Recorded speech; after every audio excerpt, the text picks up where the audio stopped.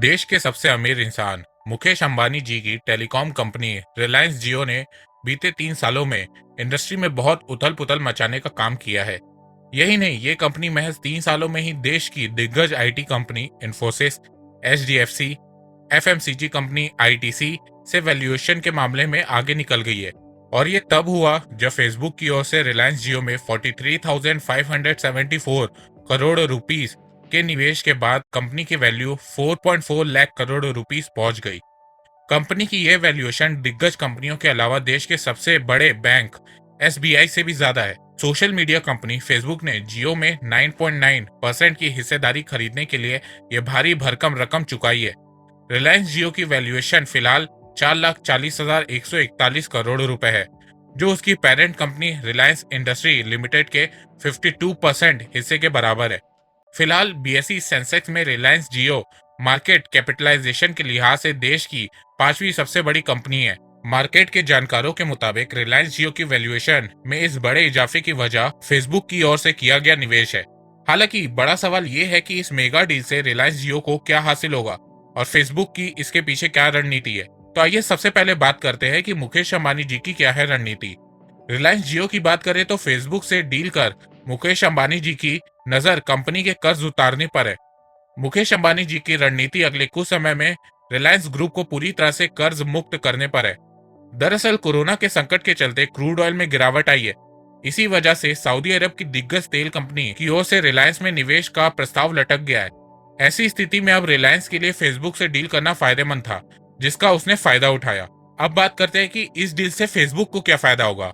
जानकारों के मुताबिक इस डील के जरिए फेसबुक अपनी व्हाट्सएप पे सर्विस को आगे बढ़ाने के लिए एक मौका देख रहा है। बता दें कि बीते 3 सालों से फेसबुक की ओर से व्हाट्सएप पे सर्विस को लॉन्च करने की कोशिशें की जा रही थी, लेकिन सरकार की ओर से मंजूरी नहीं मिल रही थी। ये डील दोनों ही कंपनियों के लिए उपयोगी है।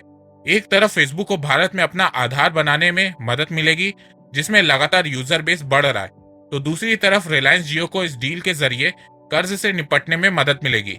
मुकेश अंबानी के नेतृत्व वाले रिलायंस इंडस्ट्री लिमिटेड ने इस डील को लेकर कहा है कि भारत के टेक्नोलॉजी सेक्टर में ये सबसे बड़ी एफडीआई है। इस डील के अलावा रिलायंस रिटेल और फेसबुक के मालिकाना हक वाले व्हाट्सएप ने भी रिटेल बिजनेस में साझेदारी का फैसला लिया है। उम्मीद है कि अब आपको समझ में आ गया होगा कि इस डील की असली वजह क्या है। और हाँ, ये मत सोच लेना कि अब जियो फेसबुक के अंडर चलेगा, तो ऐसा बिल्कुल भी नहीं है।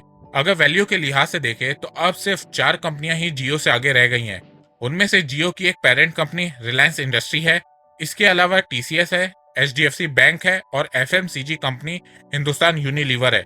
अब मैं आपको बताता हूँ कि जियो किन किन बड़ी कंपनियों से आगे हो चुका है, जिसमें पहले नंबर पर आती है एचडीएफसी लिमिटेड, जिसकी मार्केट कैप है 2,89,598 करोड़ रुपीस। एचडीएफसी बैंक और एचडीएफसी लिमिटेड दोनों अलग है, इसको सेम में मत मान लेना।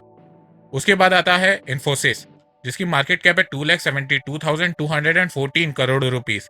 उसके बाद आती है आईटीसी लिमिटेड, जिसकी मार्केट कैप है 2,23,104 करोड़ रुपीस। उसके बाद आता है एसबीआई, जिसकी मार्केट कैप है 1,65,462 करोड़ रुपीस। अगर बात करें इंडिया की टेलीकॉम कंपनीज की, तो उसमें जियो नंबर 1 पर है। दूसरे नंबर पर आता है भारती एयरटेल, जिसकी मार्केट कैप 2,75,751 करोड़ रुपीस है। थर्ड नंबर पर आता है वोडाफोन आइडिया, जिसकी मार्केट कैप 11,235 करोड़ रुपीस है। और चौथे नंबर पर आता है टाटा कम्युनिकेशन, जिसकी मार्केट कैप 10,630 करोड़ रुपीस है। टाटा कम्युनिकेशन टाटा ग्रुप का एक हिस्सा है, तो इसे पूरा टाटा ग्रुप मत मान लेना। साल 2016 में रिलायंस जियो की शुरुआत हुई। 4 साल से भी कम समय में कंपनी ने यह मुकाम हासिल कर लिया है। जियो के पास करीबन इस समय 38 करोड़ ग्राहक है और वो इस मामले में भारत की सबसे बड़ी कंपनी है। भारत में तेजी से इंटरनेट के यूजर बढ़ रहे हैं। इंटरनेट अब कमाई का एक बड़ा जरिया बन चुका है। ऐसे में इस डील के साथ जियो और फेसबुक को बाकी कंपनियों से टक्कर लेने में आसानी होगी।